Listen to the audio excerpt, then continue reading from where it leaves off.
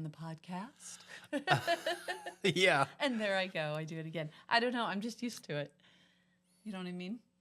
I do. So we are back. Yay.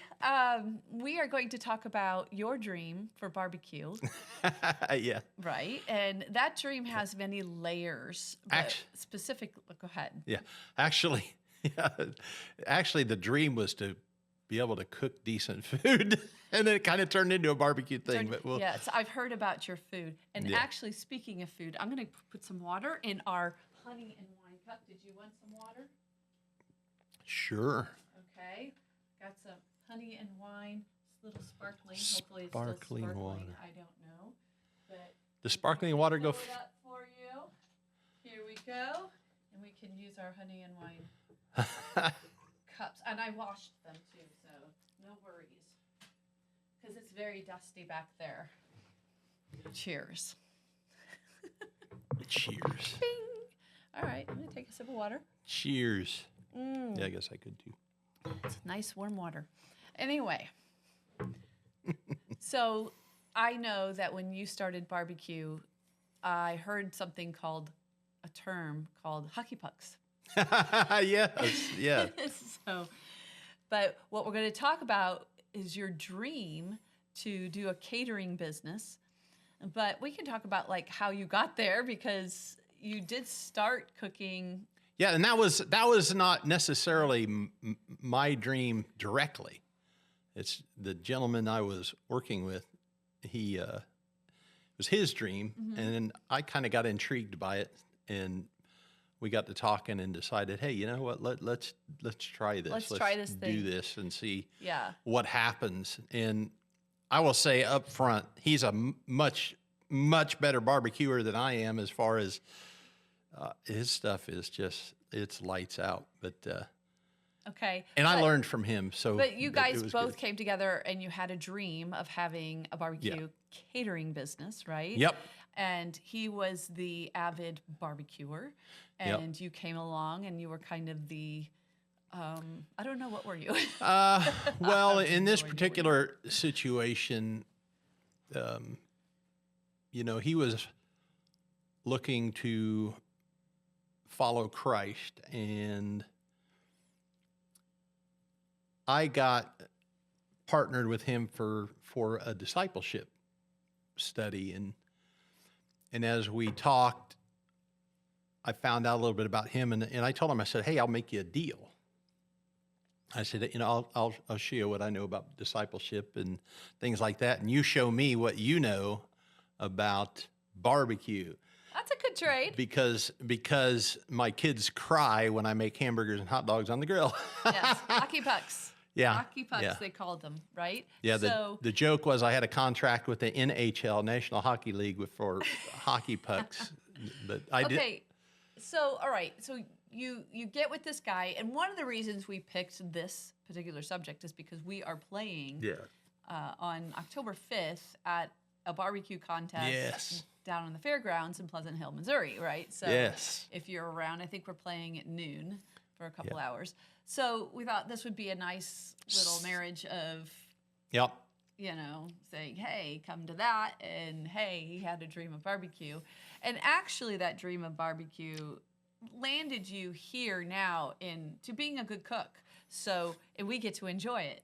Yep, and so really my dream was to actually make something tasty and good. That was my dream.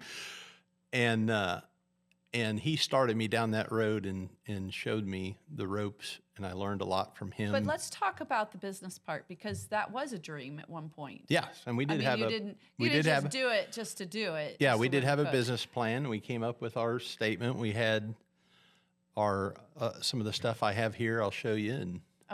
So let's get started with the idea, right? So you're with this guy, you're discipling him in the Christian faith, and then he is in turn saying, look, I'll show you my tips and tricks. So that's how it started, right? But there was some kind of idea between you along the way of, you know what, we could just sell this stuff. We love doing this. Well, and that started with him, because he would literally make barbecue, and he lived in an apartment complex, and neighbors would buy his barbecue. Okay. Say, hey, we'll buy it. So how did you come into the mix? I came in as we were helping, as I was helping him, and he was showing me stuff.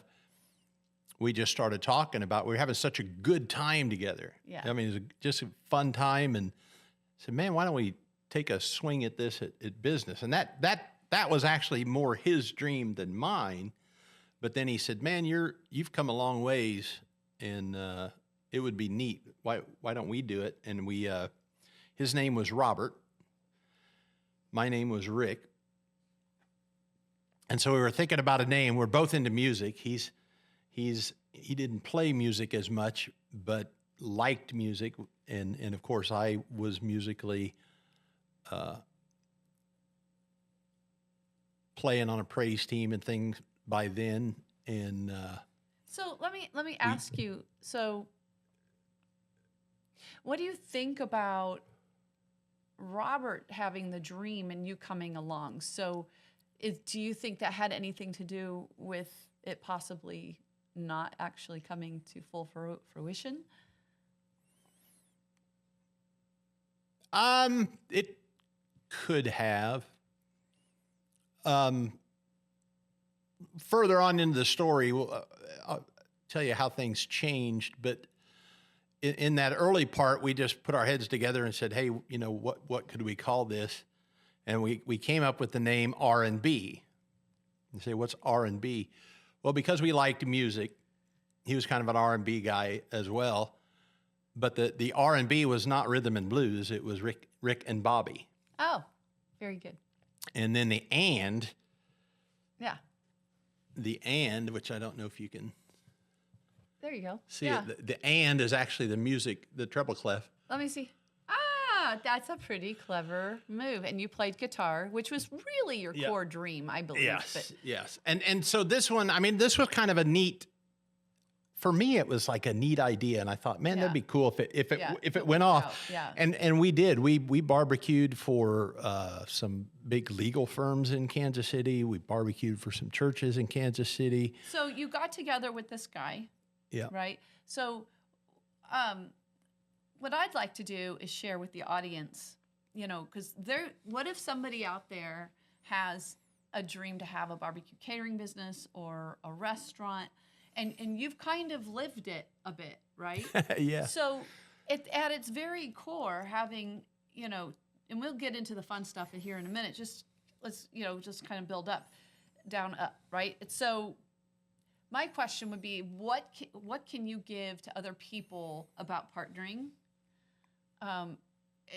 Does it matter when someone else is more passionate than the other? Look at the Martha Stewart catering business when she first started out. I don't know if you know her story, but she was actually more passionate than her partner. Her partner just wanted to do it just enough so that she could do her family and do this and do that.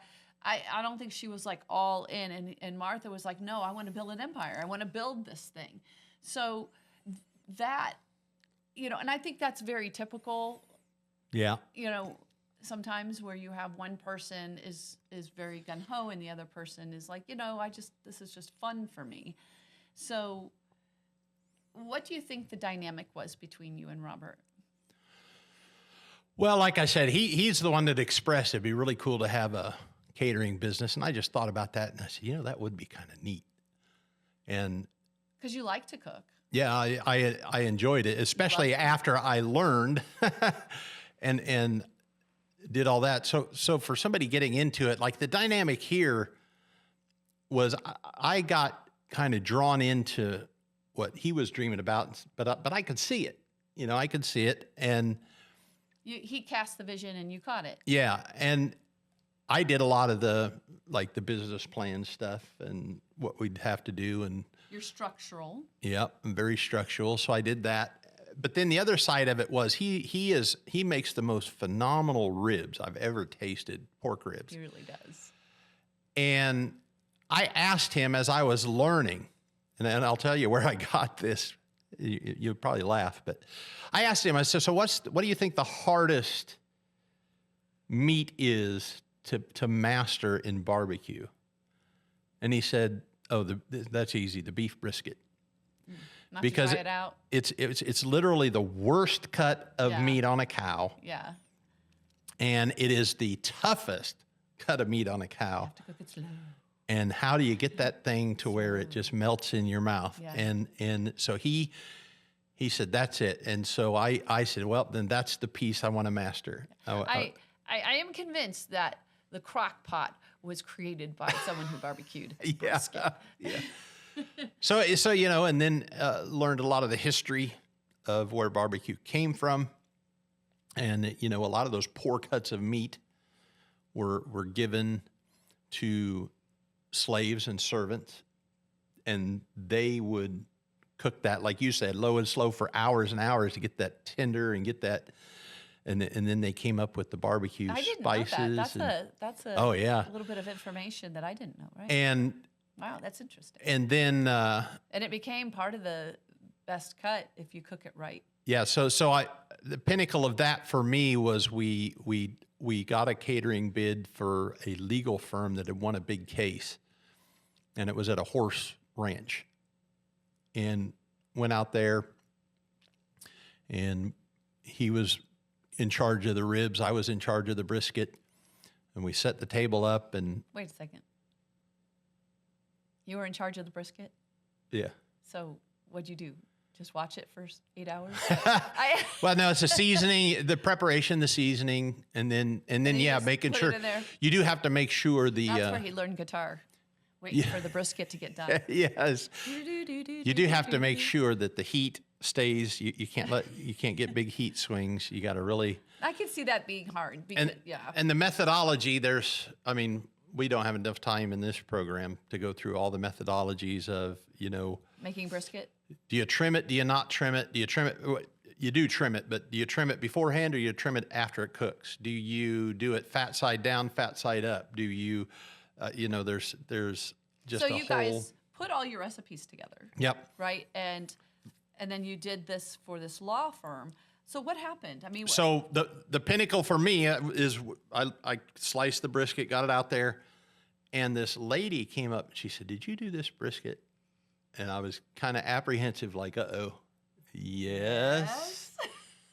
And she said, "I just want you to know, I love barbecue." And she said, "But I have dentures, so I can never eat the brisket on site. I have to take the brisket home, and where I can clean my dentures and do all the stuff I have to do, because if I eat it out here, it'll get stuck in my dentures, all this stuff." Right. She said, "I don't have that problem with yours." She said, "It just melts in my mouth." Nice. She said, "It's the best brisket I've ever had." So that review on your website. So that gets stuck in your dentures. And then if you wonder what happened to it, I mean, I was doing music and that at the same time, and a couple things happened. My partner Robert got into a situation where he was needing something more stable, because catering, we were getting some here, and then you go a spell, you wouldn't get some, and then you get some. And as he ended up having to take a different job. So you guys weren't really doing it as a living. You were kind of just doing it because I'll get paid every once in a while. It was supplemental income, sure. So tell me a little bit about the you have a book here. I'm not sure what's the book, like recipes? Oh, I just brought different stuff. So, of course, that was our old R&B barbecue hat. R&B. We had shirts honestly, made I up. thought you were going to say it was R&R. R&R, no. R&R. No, and then I just brought this. So how did I get to where I could cook? It's stuff like this. Yeah, and we're not getting any money for this. Yeah, this particular book, Perfect Barbecue Method, How to Smoke Meat Like a Pitmaster. There you go. And so not only did I learn from a pitmaster, but that book goes into the scientific of why certain spices work the way they do, why you should marinate or why you shouldn't marinate, or why you should use foil or why you should use butcher paper, or why you should do fat side down. Why? So it gets into, this is what happens. This is the scientific stuff that goes on in a piece of meat when you're cooking it. So you would say that if you were going to go into any kind of business like barbecue, I would almost say you need a couple of years of training on how to make barbecue. Yes. And testing and family. And then you have the business plan, which you wrote. Yep. And did you execute every part of the business plan, or was it difficult? We got when we decided, I had to make a decision after my partner took off. I did try to keep the thing going on my own. I did exactly I remember that. I did exactly one event, and I at the end of it I said, nope, not doing that again. Not doing it by myself. Now catering is very, very labor intensive. Yeah. So and at that event, I had like 3 or 4 people come up and say, "Hey, can we book you?" Nope, I'm done. And the other part about it was I was really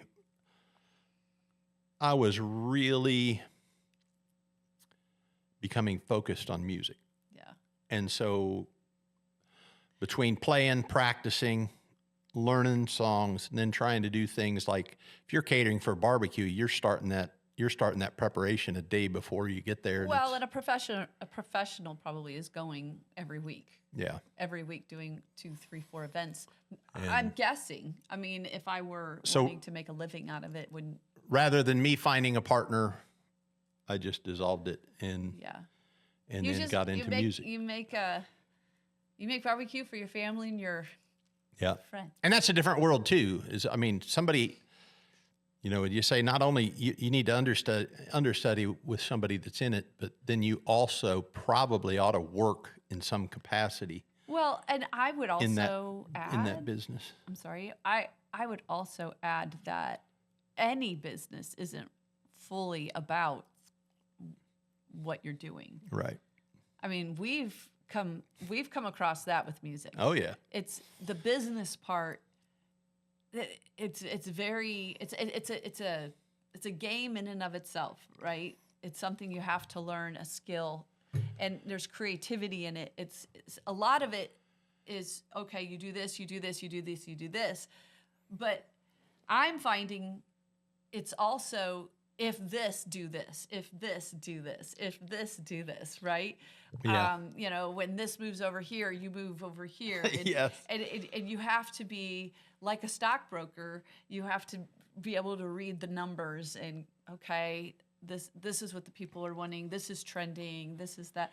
Because you're not going to want to go to St. Louis and make, they like sweet barbecue. Let's just put it that way. Yeah, different barbecue, Not different sweet region. barbecue. Yeah, I mean, but here you could get away with a little bit of what would you call that? Well, you've actually got several different types that I learned about. You have Texas style, you have St. Louis style, you have Kansas City style, you have Memphis style, you have South Carolina style. So you have. And I grew up St. Louis style. Yeah. I totally grew up. Now, my dad, he made barbecue a lot, but he just made something the other day. Yep. He put pickle juice,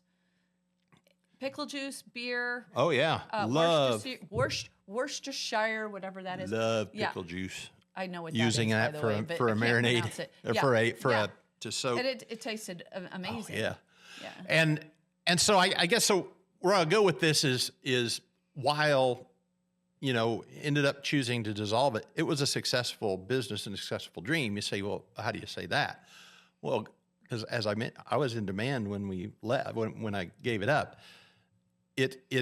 I just had to make a choice about, it's a time issue, which in music, to mastery, talk about to master anything, 10,000 hours. Yeah. Well, I can't have these two things going and master them both. What do I want to master? It's also, you don't want to kill yourself either. I mean, yeah. Well, I mean, I could have probably gone and found somebody that would have helped out or something like that, but. None, you're dealing with employees. But guess what? But remember how I said that started? That really wasn't I was happy to go alongside with him and partner with him. But then when he went a different direction, it's like, this is not really what I want to do. I see. Yeah, I want to cook for you guys and my family and all that. So your dream was really, I find you very relational. Yes, you think? Sometimes I was like, you come along with me, hey, let's do this. Hey, let's do this. And I think you love people. Oh, yeah. I think the most serious that I've ever seen you get was with the music. Yeah. When we do our honey and wine, you're dead. You're more serious. It's been unfortunate that you have Battled the injuries. Yeah, the injury bug. Because every time we'll go up and we're making headway, boom, the injury. Yeah.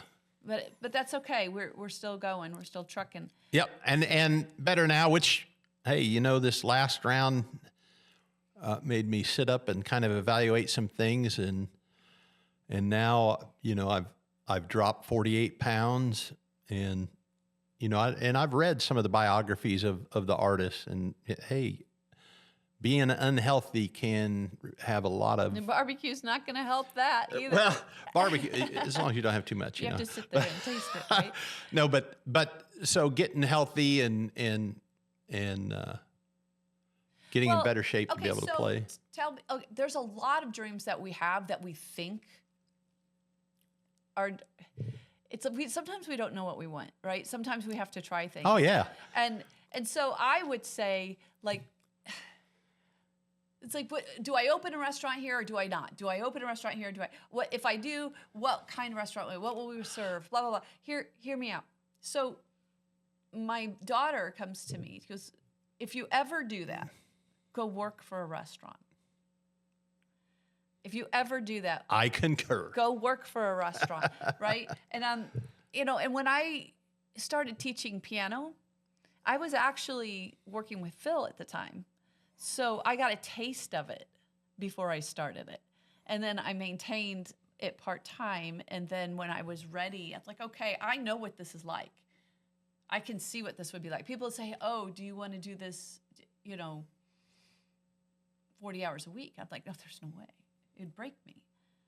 Teaching 40 hours a week. Now, I could teach a class. I could go to a school and teach a classroom, right. Teaching an individual person. Man, the books alone.